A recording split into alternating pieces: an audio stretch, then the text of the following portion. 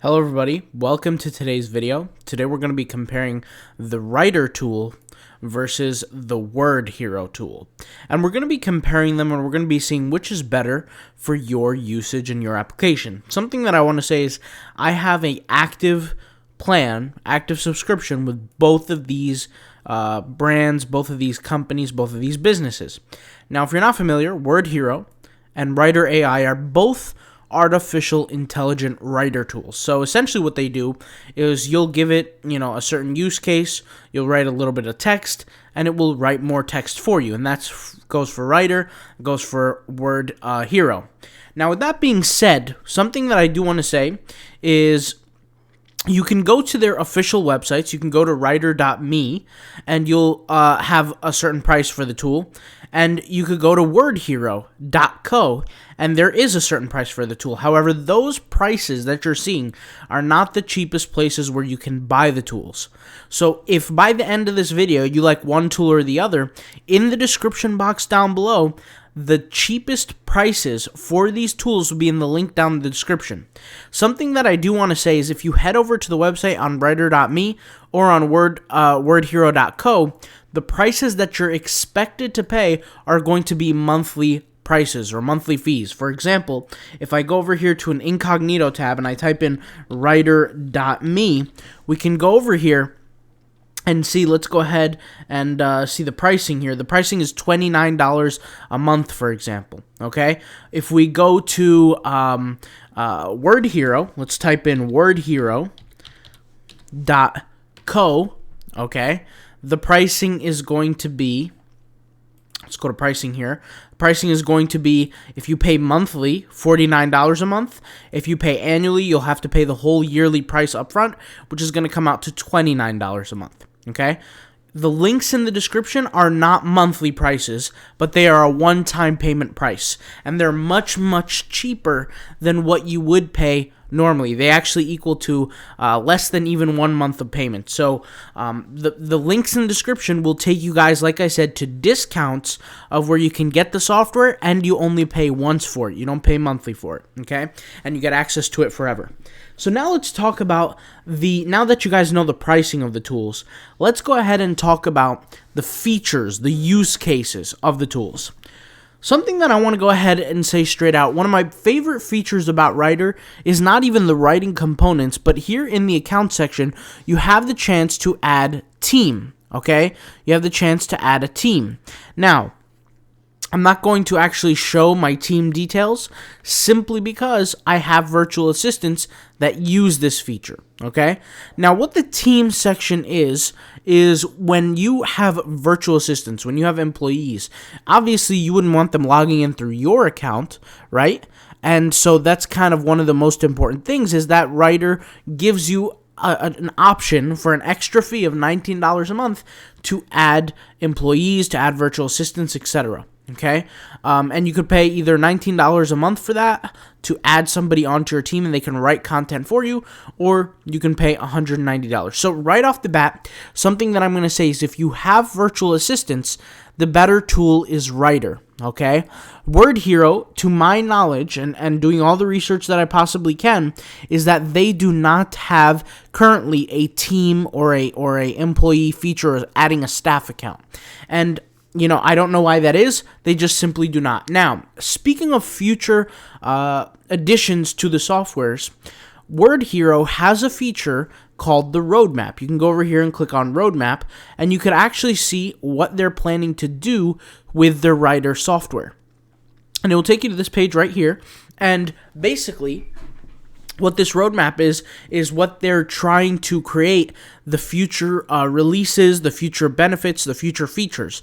So you can see here are a list of planned features. Here are some features that are work in progress, like for example, a switch interface between light and dark, a plagiarism checker, etc. Here you have the next releases. Here you have just completed, like the recent tools that have been just completed. And here you have a support link and things like that. So you could see here, these are the tools that are under consideration, so they're, you can make your own suggestions as to what tools you want. So that's a huge feature that I really, really like for Wordhero is that the users get to kind of contribute and say, I want this feature, I want that feature. And the reason why I like that a lot is because Wordhero, with their license plan, has this unlimited plan. Like the link that I'm going to put in the description box down below for Wordhero, it's a one-time payment link that you can write unlimited amount of content in. Okay, so they don't kind of limit your content, which is actually really awesome, because if they're going to keep adding new features, that means you're getting a bigger bang for your buck. You're not essentially paying more for greater features, which is pretty awesome. So that's a huge benefit for Wordhero. Now, let's talk about the long form content. Whenever I want to write content on either platform, I have here a new document, and I could just create the new document. I can name it, I can select create, and I can look at kind of the new document. I can create it that way. Whatever topic I want to write, it will write for me. Now, in terms of the long form editor, which looks something like this, it's like essentially like a text page of, as much text as you want to add. This is a feature that does not come by default in Wordhero. So if you go over here to Wordhero, there's a section here called the editor section. This editor section is what we like to call the long form editor. You have to pay an extra $39 for this. Now, it's not a big deal, right? $39 at the end of the day is not a huge difference for a software that can do this much capability, but it's just something you want to be aware of that you're not going to get right off the bat. Well, if you're asking me, what about how can you actually even write content on Wordhero? You can select these buttons. And by the way, guys, you don't have to pay. You're not forced to pay $39 for this long form content editor. If you don't want it, you don't have to get it. Okay?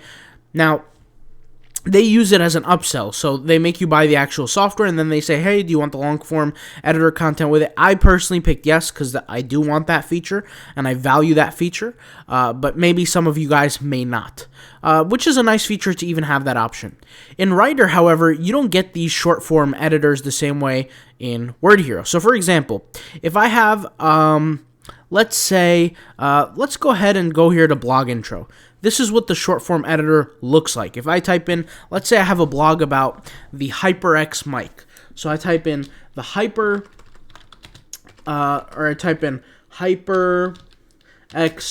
mic review. Okay? If I just type in this, let's go ahead and select write for me. It's going to write content for me, what is in this short form kind of a solution box. And you guys will see here as it decides to write for me. I actually spelled HyperX wrong, so that's probably why it's taking so long. But here, you could see the HyperX mic is a great product, etc. And so what you could do is you can copy this and paste it into whatever document you're typing in. Now, it's a little bit of a nuisance. It's a little bit of, it doesn't exactly make your writing necessarily better, but it's, for no extra fees up front, this is not a bad thing to have. Like I said, for an extra $39, you will access the long form Rytr. Now, for Rytr, the actual Rytr tool, you're not going to have any short form editors. Everything is done here in the long form editor. You could see here the various use cases for the software.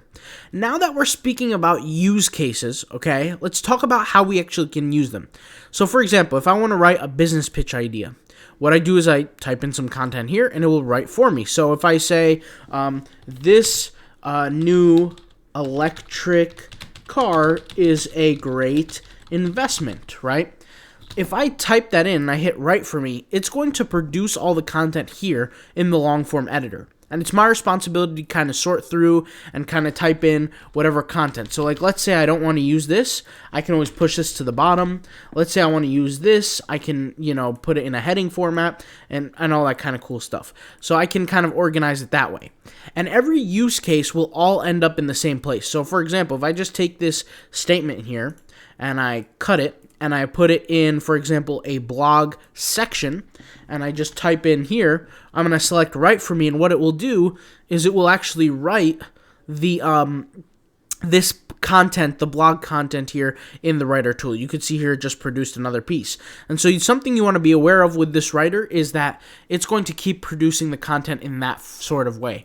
And the long form editor works the exact same way. You select essentially what use case you want. Let's say you want this blog outline, and you type in whatever statement and you select Write for Me, and it will go ahead and do the same thing. It will kind of write content here on the left, and you can copy it and paste it here on the right with the editor.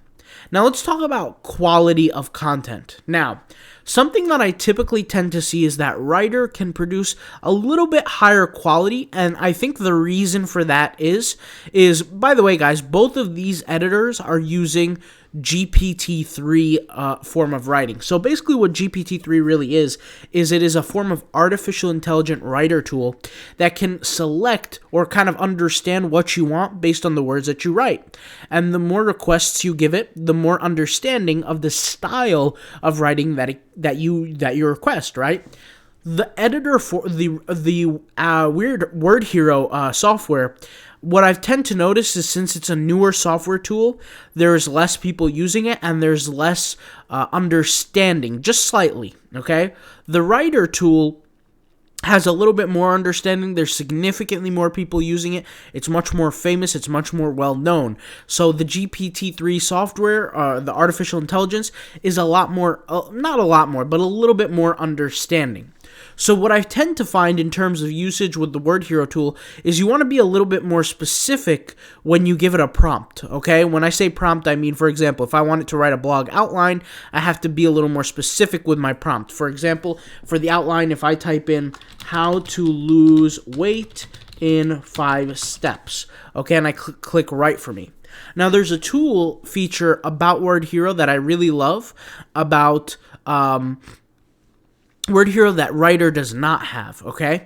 And what it is this thumbs up and thumbs down feature. And this thumbs up and thumbs down is essentially a way to train your artificial intelligent program here to essentially you're telling them if they did a good job or not, right? So I gave it a prompt. It gave me some solutions. If I'm not happy with the solutions, I can hit thumbs down, right? Or I can hit thumbs up. Now, me personally, if I said 5 ways to lose weight, and then here it says the importance of diet, what to eat, what not to eat, how much to eat, and how often to eat, I actually like this little outline here. I'm going to give it a thumbs up, okay? So what I could do is I can also copy and paste it over.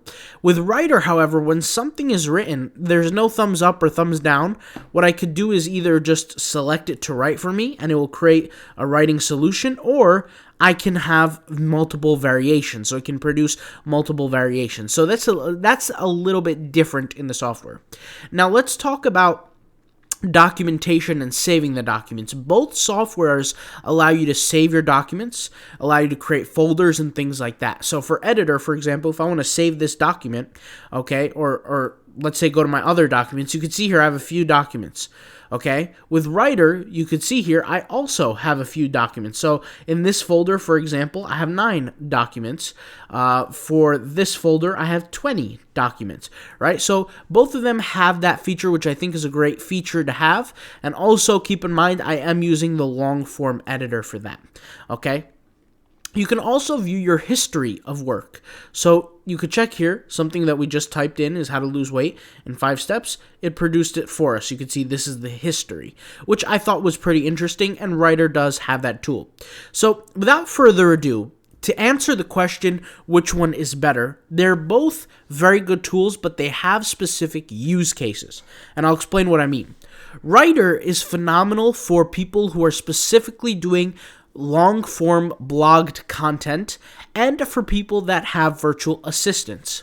Wordhero, however, is great for somebody that just does a whole host of different things. I would say it's better for a solopreneur who does a whole bunch of different things. For example, if you sell books, if you have products on Amazon, if you write blogs, if you need some frequently asked questions, if you run an agency, if you're running a business on your own, Wordhero is the better tool to have. If you have virtual assistants, Rytr is the better tool to have. If you're a solopreneur that you do a lot of different things and you're almost like a serial entrepreneur where you just do so many different projects, so many different businesses, Wordhero is going to be better because you have more options, more use cases, more little apps here that you can use. Rytr, however, if you're going to be very, very heavily focused on blogs, Rytr is going to be the better tool. If you're like me and you kind of need both, then you get both.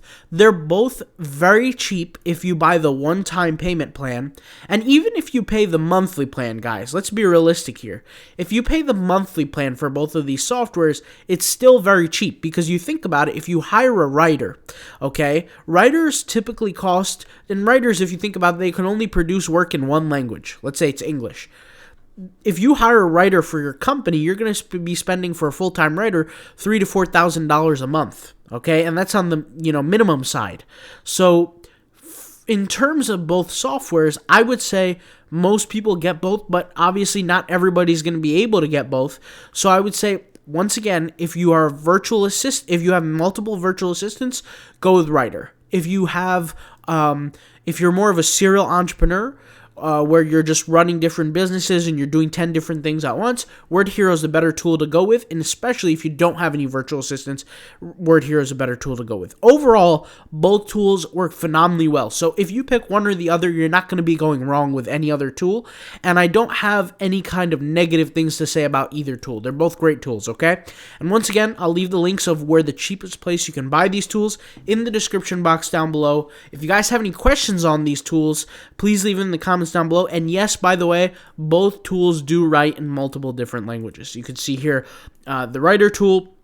You can see here in Wordhero, if I just, for example, go to the long form editor as an example, and I just select my settings here, I can select what language. So I think I hopefully answered every question somebody could possibly have when it comes down to these two tools. And also, if you want to get a deeper look in a specific tool, I'll leave the links in the description box to the videos that I made on each of these tools. Okay? Thank you guys for watching. I'll talk to you guys later. Have a good day. Peace out. Bye.